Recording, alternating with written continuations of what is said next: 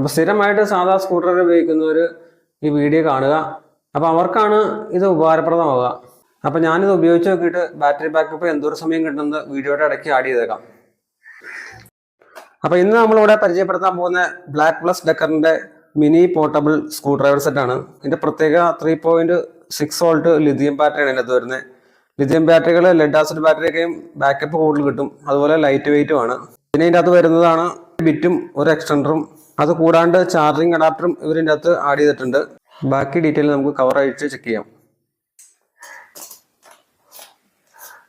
മെയിനായിട്ട് ഇതിൻ്റെ കൂടെ വരുന്ന സ്ക്രൂ ഡ്രൈവർ സെറ്റ്, പിന്നെ അതിൻ്റെ ബിറ്റ്, അഡാപ്റ്റർ, ഇത് മൂന്നുമാണ്.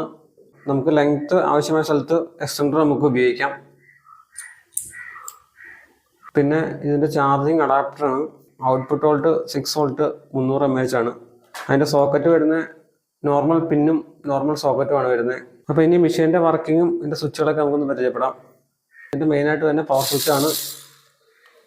പിന്നെ വരുന്ന റൈറ്റും ലെഫ്റ്റും റൊട്ടേഷൻ ചേഞ്ച് ചെയ്യാനുള്ള സ്വിച്ചാണ്.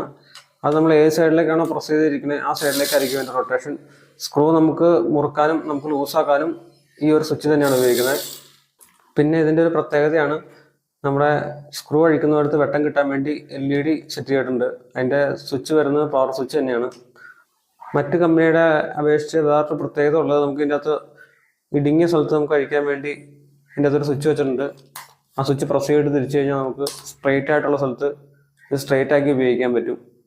ആ സ്വിച്ചിൽ തന്നെ നമുക്ക് പ്രസ് ചെയ്ത് പിടിച്ചിട്ട് തിരിച്ചു കഴിഞ്ഞാൽ പഴയ പൊസിഷനിലേക്ക് ചേഞ്ച് ചെയ്യാൻ പറ്റും. പിന്നെ വരുന്ന സ്വിച്ചുകളാണ് ഇതിൻ്റെ ടോർക്ക് അഡ്ജസ്റ്റ് ചെയ്യാനുള്ള സ്വിച്ചാണ്. പിന്നെ വരുന്നത് ചാർജിങ് സോക്കറ്റും അതിൻ്റെ അടുത്തുള്ള ഇൻഡിക്കേറ്ററുമാണ്.